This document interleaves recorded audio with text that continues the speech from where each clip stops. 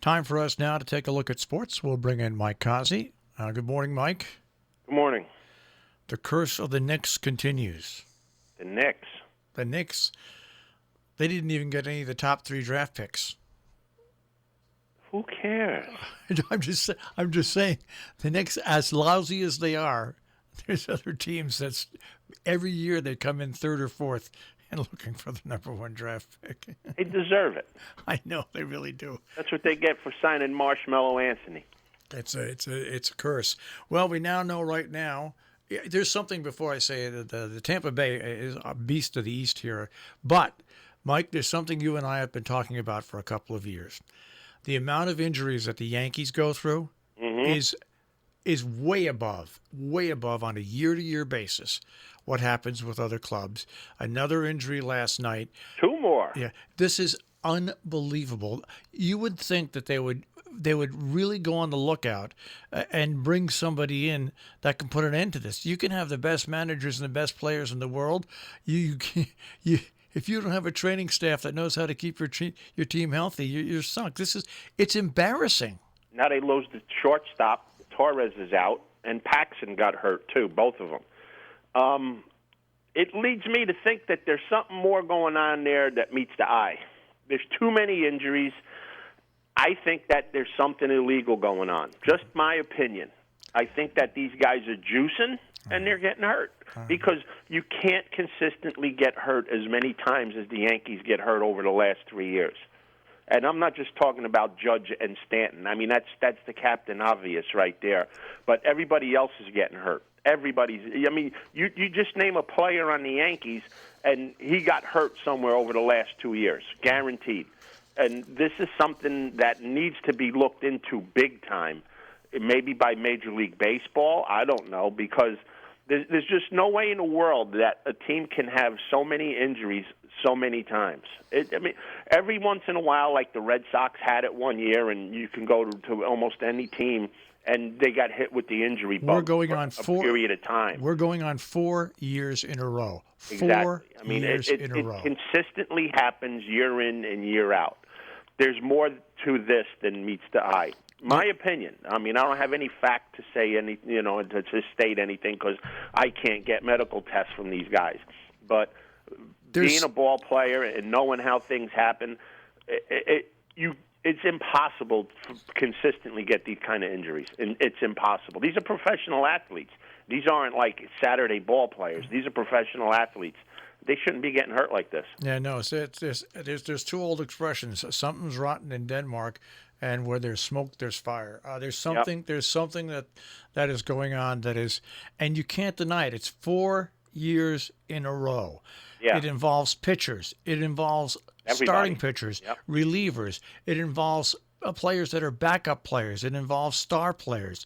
It involves every single player on that team. It's bizarre. Infielders, outfielders, catchers, pitchers. That covers everything. It's the only ones that don't get injured are the coaches. Yeah. Really.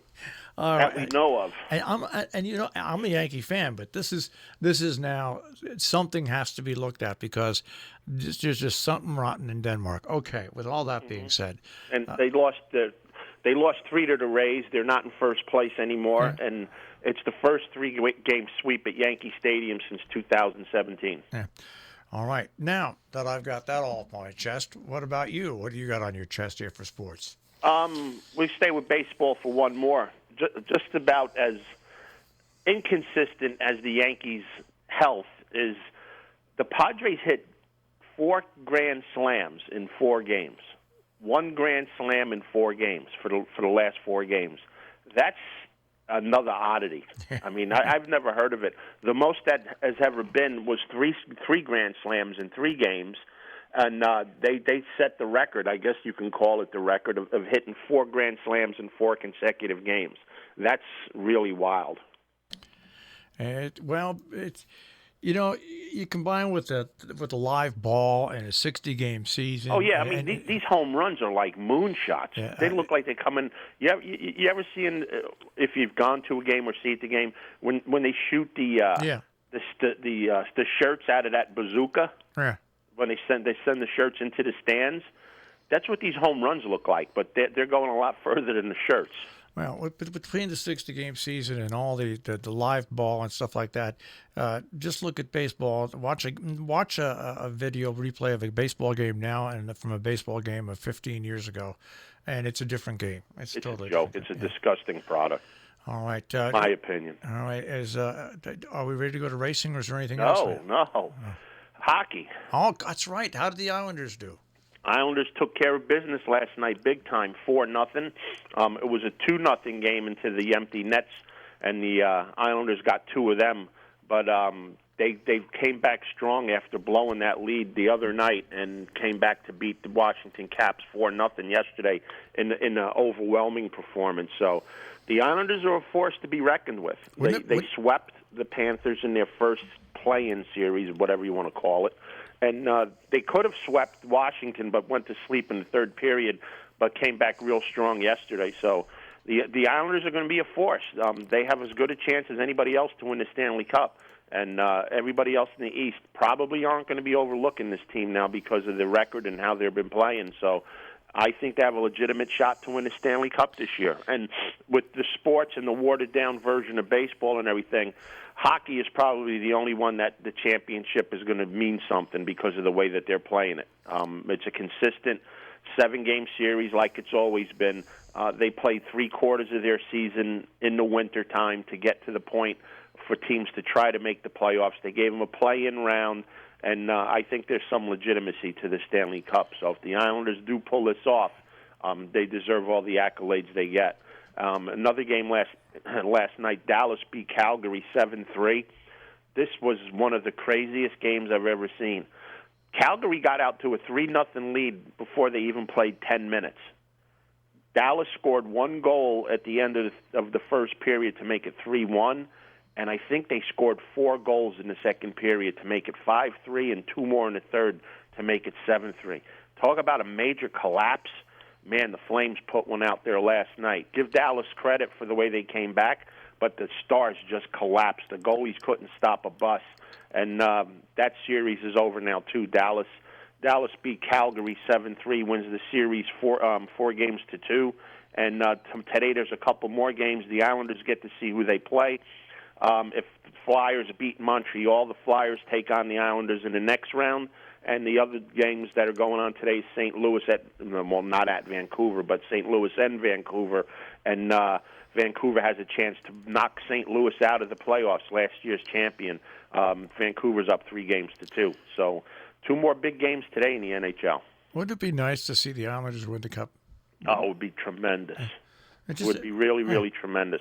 They have the coach. They got Lamoriello, and then they went out and got the coach that won it with the Caps a couple years ago, and he's doing a hell of a job with the Islanders. Trotz is his name. And the Islanders, there's no big gun on the Islanders, and they're just they're a big cognizant team that plays off each other. Kind of remind me of the Devils when they were good.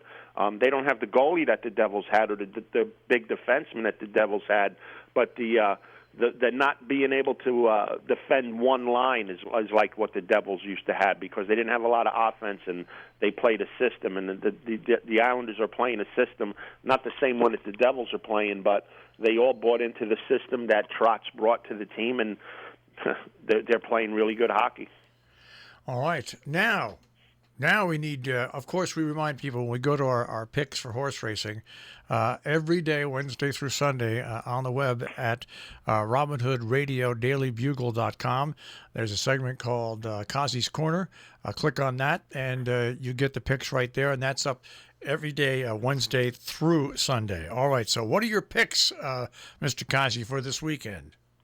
Well, I don't have any picks for the weekend. I didn't get my racing form. It wasn't sent to me. I don't know what happened. I sent a text message to my source, and I didn't get it for the weekend. So I don't have anything to give you over the phone for the weekend. Okay. I apologize. It's not my fault. But I do have a pick for today, and I have something to say about today in general at Saratoga. Saratoga's racing is like baseball this year. It's terrible. The races that they're putting out there, it's not like Saratoga that we know. There's, for example, they got a stake race today in the third race for 2-year-olds going 5.5 furlongs on the turf. There's 6 horses in it. Wesley Ward has 3 of them, and there's an unraced maiden in it. That's a terrible race. I don't know what's going on up at Saratoga, but the racing's not so good. But we're going to try to get a winner today in the 6th race. It's a mile and a 16th on the inner turf. We're going to go all the way to the outside, the 9-horse, Passion Factor, coming out of the Appalachian where this horse got beat 2 lengths by Enola Gay. Enola Gay ran in a big stake, Grade 1, this weekend up at Saratoga. There's no Grade 1s in here today. Louis Saez rides.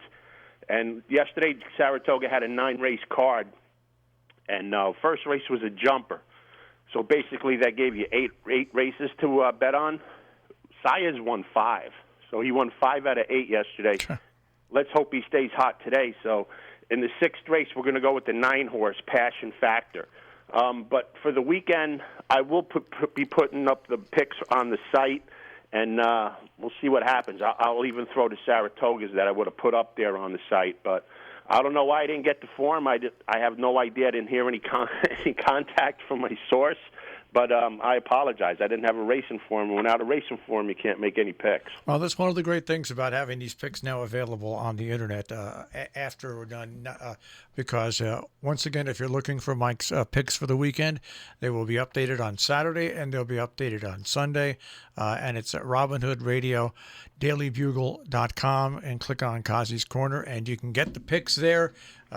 This is what's great about this, especially in instances like this. All right, Mike, I want you to have a good weekend. You too, guys. And I'll speak to you on Monday. Yep, have a great weekend. Take care. Bye-bye. Mike Cozzi with a check on sports this morning here on Robin Hood Radio.